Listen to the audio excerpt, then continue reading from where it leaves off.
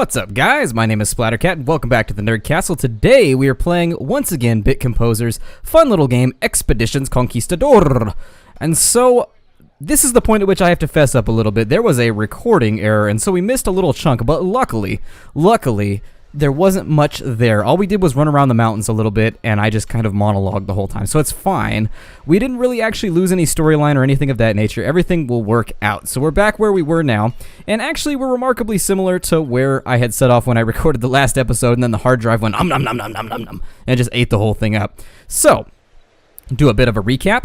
In the main storyline, we were fighting with rebels, and we had gone off to Santiago del Caballeros, I think, and we had run off the northern bandits, and so now we're left with going after the western bandits. I said that I would take a look at the map here because it was requested, and this is the map of Hispaniola they gave us. We're doing a pretty good job of clearing it out. It looks a little bit like a foot with a weird tumoury growth right there, like a snake foot. But anyways, a snake foot with a mouth on the bottom. I don't know. But we have to go up to this mine. That's actually our next thing. We have to go up to this mine and talk to the people about where we can find Esteban, the leader of the Western Bandits. And so you can see we ran around the mountains a little bit here. I apologize. My hard drive is a big fat jerk, and I promise that I will lash him ridiculously. That's right. My hard drive is male. Don't ask me how I know. And so before we set out, we need to get some provisions because this is going to be a pretty long hike. And so we need to get ourselves a ton of rations because I don't even want to remotely mess around with running out of rations. So that's probably what we're going to spend most of the money on here. There it goes. And so we've got 235 rations. We've got almost 100 medicine, which means I think I have a pretty large supply of herb as well, as every traveling group should. And so while we're kind of hanging out in the back of the carts, everybody gets their doobie on, but 97 medicine, I'm going to trade out for a bit of equipment, actually. And so I think we can do away with 50 medicine. I think we'll be alright with what we have in stock. And so now we have 20 equipment. Another interesting thing that happened while we were in the mountains is our scout requested to go out and join an adventuring party, and I looked at her kind of skeptically, and I was like, you're already in an adventuring party, genius. But she apparently found a cooler one, and so she wanted to go out and explore, and so I guess I let her go, and so hopefully something good happens from that. But as of right now, we don't have our scout, and so that's our high DPS unit. Now let's assign some of the equipment to our units. I believe, let's see here. Yeah, Vidal is absent, so she's not actually in our control right now. And Martinez, I think, I don't take her into combat very often. I think I normally take Trevino and Ortega, so let's get Ortega tooled up. And Ortega could use some more DPS, so let's make him hit a little harder. He now hits for 48, and then we got 15 equipment left over, and actually Trevino has not been upgraded at all. So let's upgrade his DPS. He hits for 53 now, which is going to be pretty nice. I don't know if you can have DPS in a turn-based game, but it's a relative term, right? We can kind of use it. And who else do I think? Well, I'll probably put it all on my soldiers, to be honest.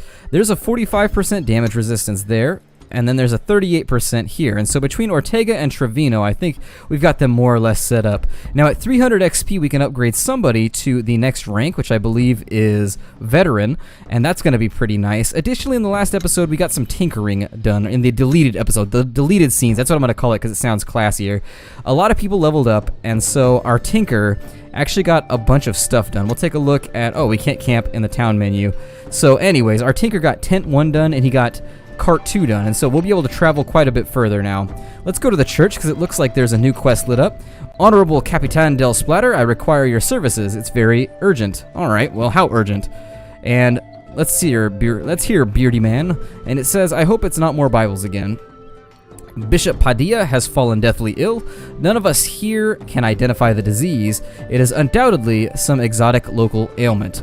And we can direct a doctor at my company to take a look. And he says, yes, by all means, perhaps you will be able to help. You bring Teresa Sanchez into the cathedral, and Hermano Caro leads you through its chambers to the bishop's residence. The bishop is bedridden, buried under a pile of blankets despite the high temperature outside.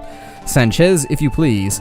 She takes a look at him, and something's wrong with his lower internal organs. His skin is yellow, and he has a burning fever. He's speaking incomprehensibly, and his illness is affecting his mind as well as his body. We don't know how to fix it.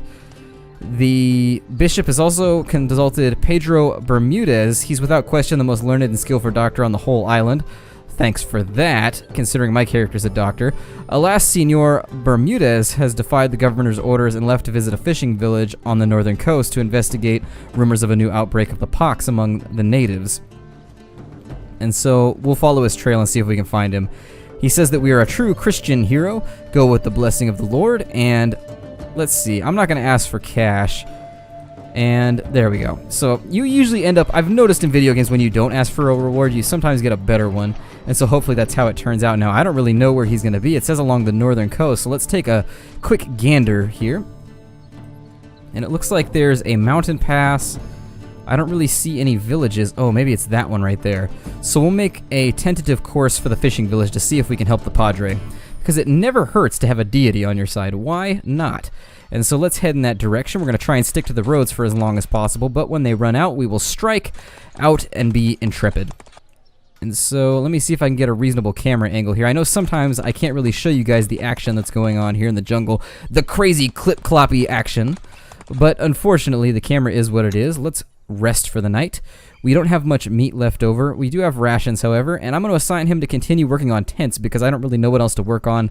I don't really know how to use the tent, but I believe the tent will at some point give us better morale, and so why not have it on hand? I'm going to assign these guys to make some medicine because I sold a bunch of ours, so we need to have extras on hand.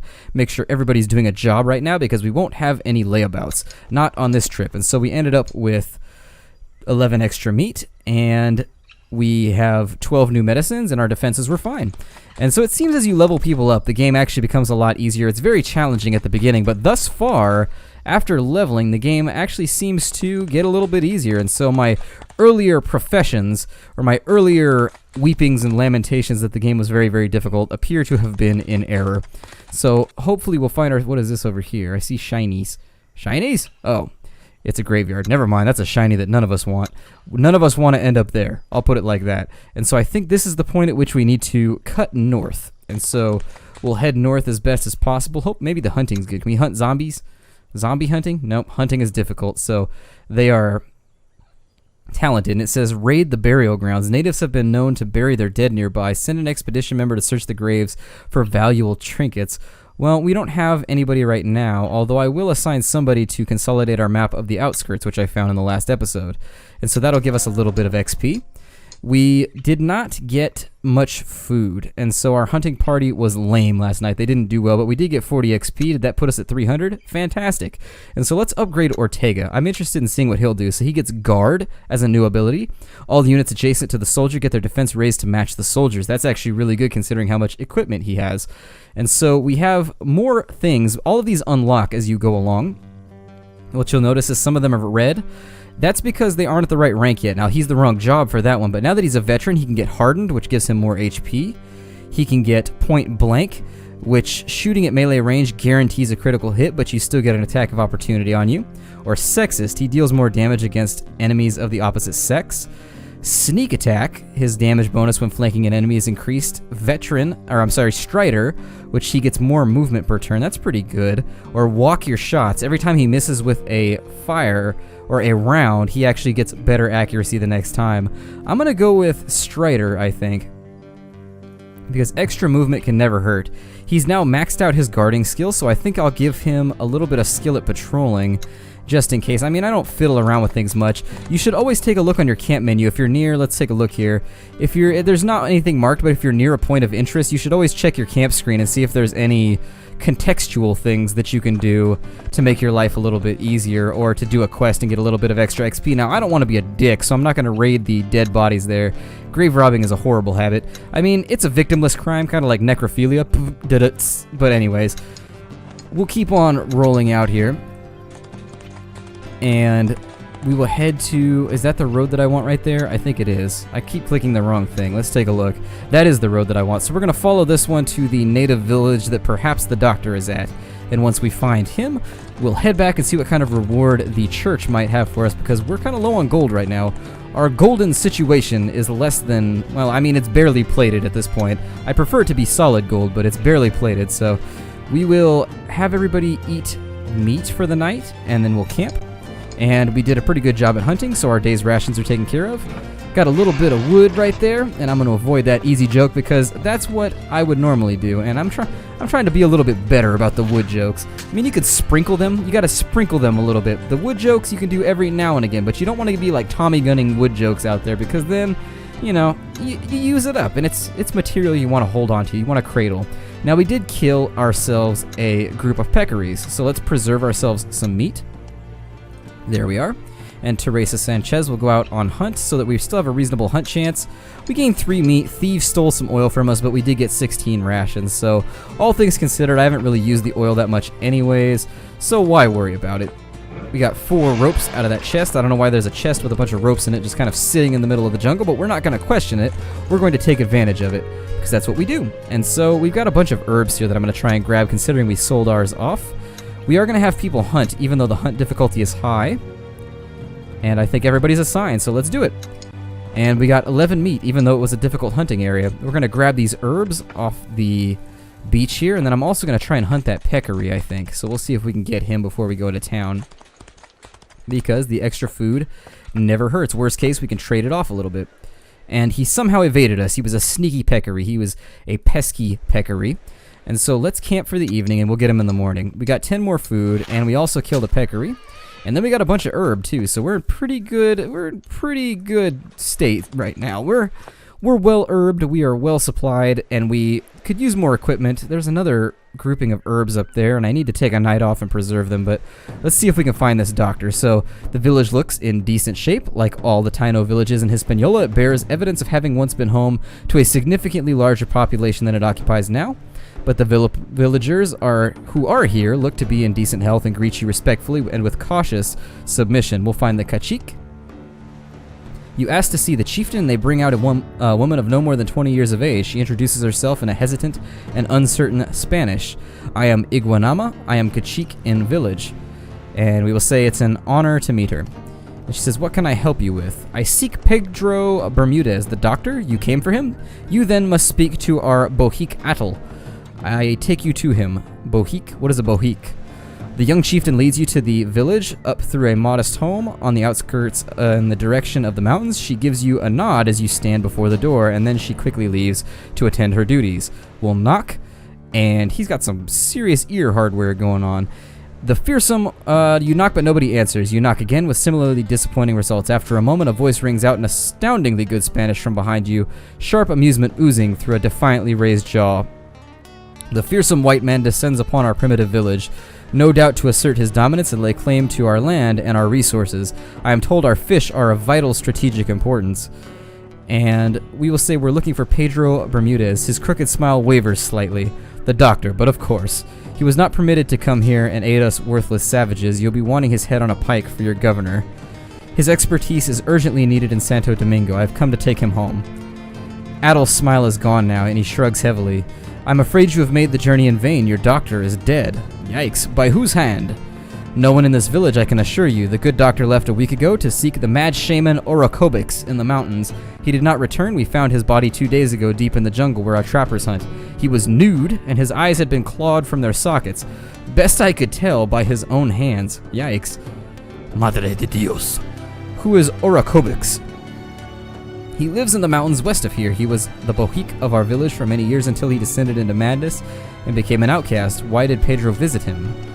You've already met our young cacique. Her father was very sick. Orocobix used to know the remedy for such afflictions when he was our bohique. He cured Iguanama's uncle of that very same disease many years ago, but then his wits left him.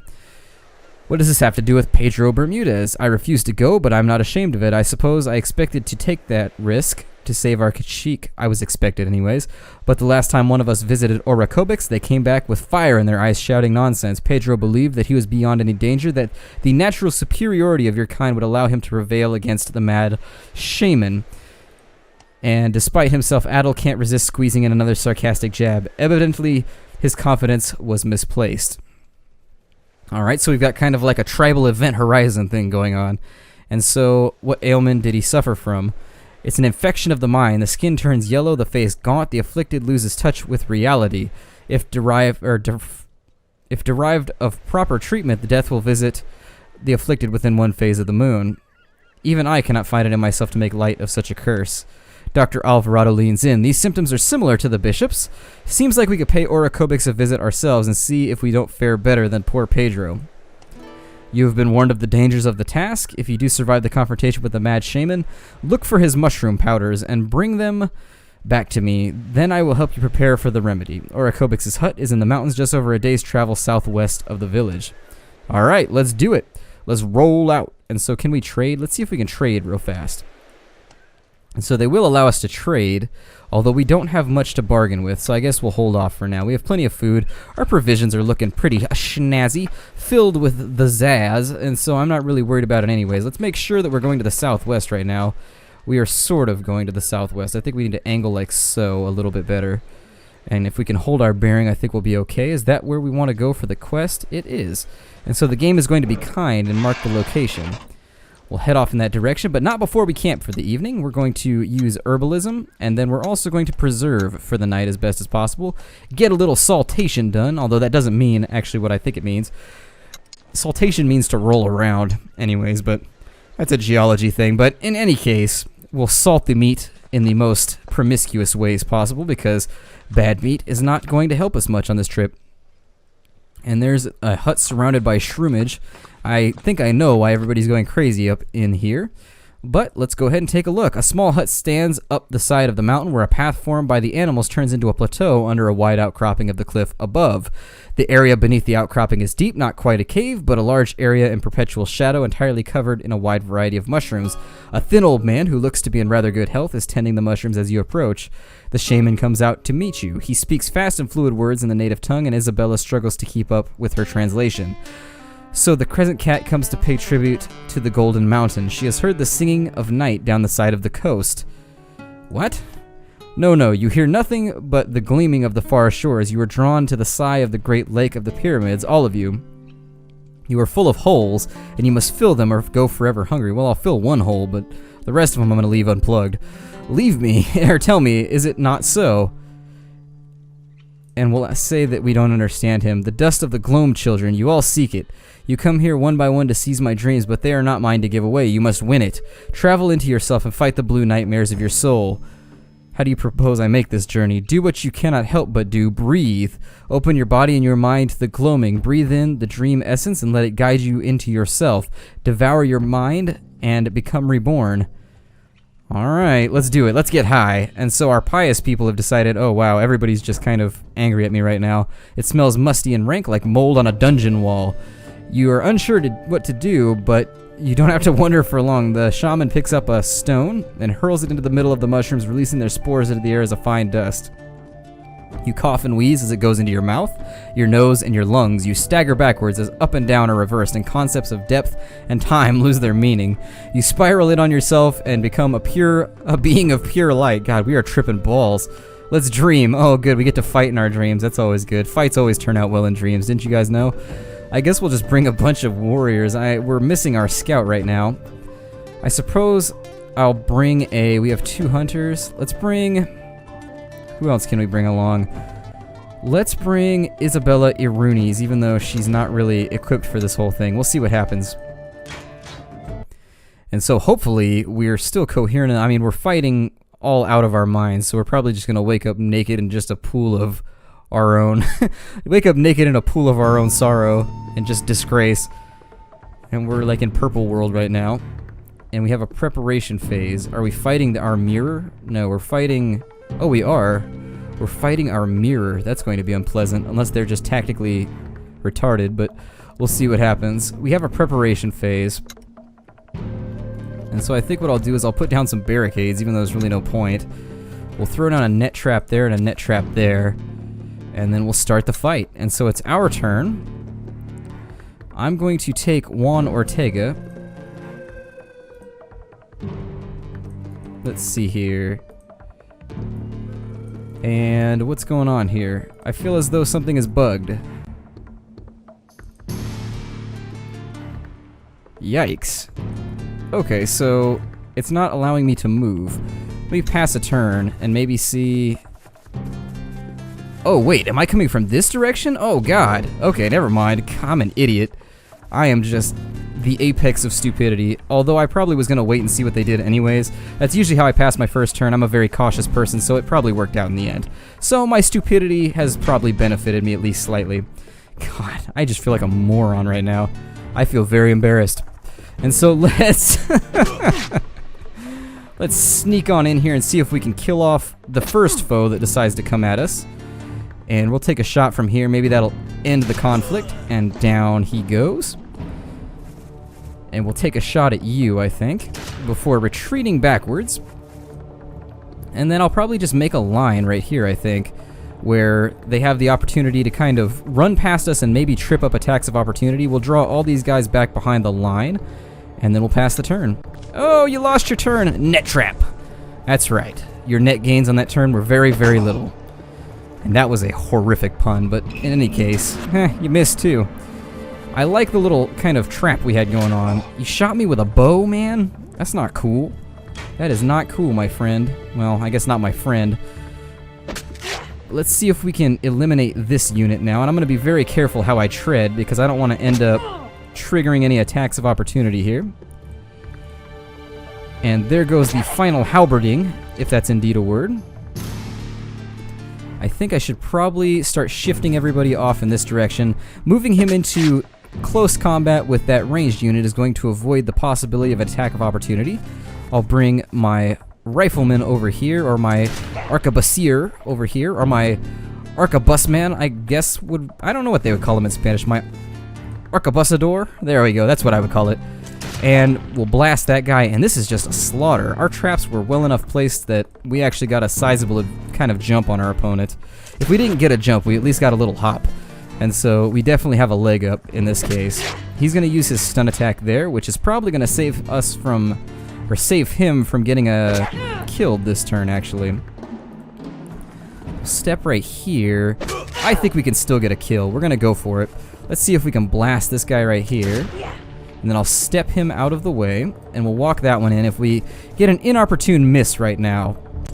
But we didn't. We actually were able to hold down the fort, and I think we're going to be alright on this one. We may not end up in a situation where we lose any units. And so I'm feeling pretty good about the way this conflict is unfolding. The AI fell into our dastardly traps, which were placed in a reverse sense. I guess I was placing them mirrored, but it was okay. Everything turned out for how horrible our start was, and I'm going to bring you guys with me. You can't escape. If it was my terrible start, it was your terrible start, because we're a team, but only when I'm failing horribly. But let's go ahead and put a couple rounds on this halberder, or this halberdier. Make sure we've moved everybody around. And then they're only going to get a couple attacks here before we finish the conflict. Ooh, he blocked it. Never mind. It's going to take us both our swings. Down he goes. And we'll try and finish this guy now. So hopefully we get lucky with our shots. We didn't have to use any special abilities or anything. Now, I think stunning your opponent makes them always get hit by ranged attacks. I haven't tested it, but that's something to bear in mind. We defeated our hallucinations, so we're no longer tripping balls. We are now coming back up. It says the mountain seems to stretch on forever. The rock pulsates with the rhythm of your heartbeat. You awake bewildered and dizzy and heave yourself onto your feet. Your expedition members are sprawled out all around you. Some have already woken up and are sitting on the ground looking lost. Others are still unconscious. Orokobik sits with his legs crossed in his hut, humming quietly to himself. What happened to me? Your spirit went on a journey. What did you see? I fought myself. He asks if we won. We tell him that we did. He says, then you are ready. Here, take this. It is what you came for. We nod. And we take a pouch of dust from the shaman. Then we help the rest of our people who are awake to wake up the rest and meander down the mountain back to where we left our caravan. Pedro Alvarado lets out a long sigh. That was an interesting experience. I feel like I've learned something valuable.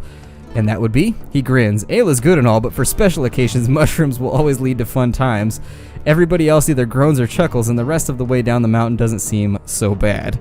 And, you know, I really like that, and I'll tell you why. The game doesn't leave a lot of room for magic or anything of that nature because it's a historical game, but I like that they managed to tie in the mysticism of the period with the whole thing. Tripping on mushrooms is a great way to tie in that whole magical sense because that's what these people would have thought it was, and that's very, very cool.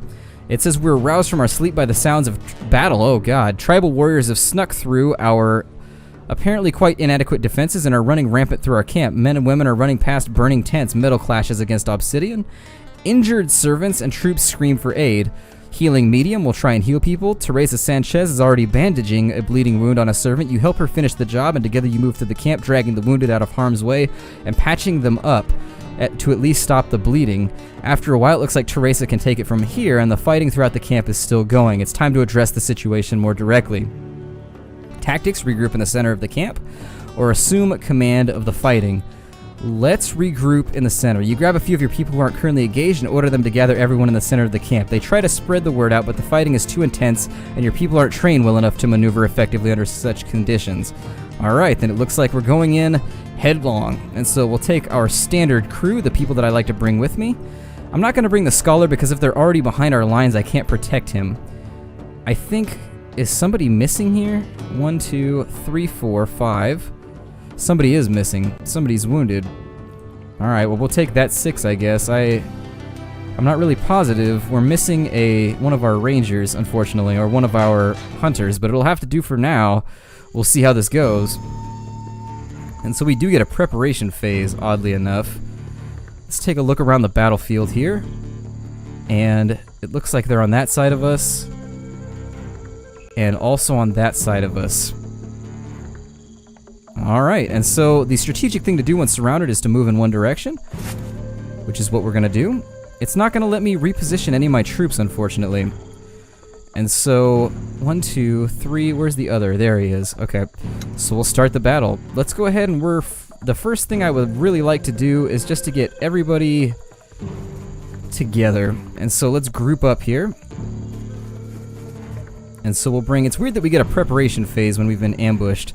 But I'm not going to think about it too much. We'll just kind of grab everybody and swing them in here. Now, am I missing anybody? 4, 5. Where's my 6th? There he is. And so we'll drag him back this way as well. And so that's about the best we're going to be able to do on this turn. So I guess we'll pass it and we'll see what happens. They've got a Shaman here. Now, this Shaman has to go because he's going to be a healer and he's also going to be poisoning all of our guys. He is kind of a bitch to deal with. We are going to be flanked pretty soon, so it's going to be in our best interest to finish off most of these guys as well. He got lucky with quick shot and got some damage there. Additionally, it looks like they're going to close with us as quickly as possible. That is the astute strategic thing to do, so we'll see how it goes in that regard. I think we've probably got about 2 turns. We took another ranged attack. Damn. Alright, well we got to kill somebody on this turn. Somebody's got to go. And so we'll have to eat an attack of opportunity here, unless we go like so. I think that'll work. And we'll get a stab off on him. There's no way for me to get right there without an attack of opportunity. So what we'll do is we'll put a halberd up his booty, and then we'll close with this guy so that he can no longer attack us. Oh, he's got some... Oh, I gave him an attack of opportunity like a dunce. Well, what can you do about it? And what we'll do is we'll drag him over to here to assist this guy. I didn't realize that... Ooh, God. Okay, so we have problems. We have lots and lots of problems. So I didn't realize that they had already closed with my ranged guys. I'll bring him to here, and hopefully he doesn't miss. And there's that, or he, she, it. Yeah, okay, good. So we have killed one, luckily. So that's about the best we're going to be able to do with this turn. I get the feeling we're going to find ourselves trapped and kind of scattered on this next turn, so we'll see how it goes. Oh, there's another hunter up there too. God. Alright. So the tree cover is definitely playing into our opponent's hands. They're going to go for a flank over here. And yeah, we're going to end up scattered, so we're sticks to the wind right now. He took the long shot rather than the close one, and there's so many of them. We're in trouble, guys. We are in big, big trouble. I don't know what we're going to do here. And so I'm going to... I don't know if I should disengage here. I don't think we're going to have the opportunity. I think I've just got to press the attack here. So let's stand our ground. And we'll see how much hurt we can put on this guy. And if this lands right here, we're in great shape. Okay, so we've evened out the battlefield now. And if we can get a kill right here, oh my god, fantastic. So we have a kill. And we're going to start putting damage on just as much as we can. We're going to lose this fighter. I can virtually guarantee you we're going to lose him. Because they're going to keep peppering us with arrows, but we're going to have to live with the results. And so, yeah. He is going to block, and he's going to... Oh, they got a crit. Okay, that was unexpected. I was hoping for at least one more turn before he went down. But we'll live with it. We'll live with it for now. We are making breakthroughs on both flanks, and so... Let's see... God. Alright, so... here, I think our best plan is going to be to stun this guy. There we go, he's stunned. I would additionally recommend we stun this guy so that they lose an entire turn. Now, we're not going to be doing our full DPS there, but that gives us regrouping time, and B, well, he missed, unfortunately. He really needed to hit that shot, and unfortunately he did not. But we ate up their turns, and that's the least we can do right now, so we'll live with it. He's firing through the tent, I guess. He's got LOS, I suppose. That's a line of sight for those of you out there who don't play MMOs or kind of games that use that terminology. We've dropped another one. But unfortunately, things are not looking so good for us right now. I think my best opportunity is going to be to take a attack of opportunity there to get the kill. And unfortunately, yeah, it is what it is. We're going to have to live with it. Here, can he move at all? Okay, we're going to have him circle around since he's going to have to get a head start on that next turn anyways. We want him to close with the bowman, who got a free hit for some reason. God, I am just shooting myself in the foot right now. And down goes one of our warriors, and that was all my fault. That didn't have to happen, unfortunately. And so here what we'll do is we're just going to hold the line as best as possible. And we can just really, all we can do is hope for the best here. And so I don't really, yeah, I'm not going to be able to close with him, but I can close with this guy right here, which is going to take him squarely out of the combat. He's only going to be able to stab for now, which their attack is pretty negligible. And so for the time being, kill? Ooh, not a kill. Close, but no cigar, unfortunately. And so if we can get the kill right here, we'll be back on even footing, or we'll be ahead again. And so I'm going to bring him up as far as possible to start fighting with these guys. Ooh, we got lucky. We got very lucky right there. And so we're going to roll with it, and we're going to wipe up the combat, because that's really all that we can do right now. And so we'll move into melee range with him. And unfortunately, he's going to get another turn, which I would hope to avoid, but we'll get a little bit of damage off on him. He's combat ineffective right now, so that's fine.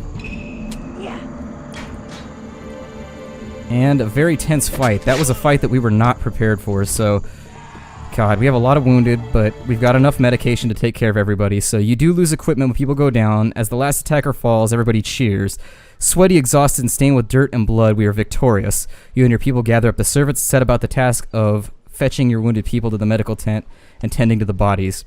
We get some food, we get some equipment, and we get some medication, which we're going to put to good use. And it looks like we're out of time, so on the way back from our quest here, I'm going to break off the episode. Thank you for joining me here at the Nerd Castle. My name is Splattercat, and I had a blast playing with you here today. I hope you'll join me next time, and I will see you there. Take care, everybody.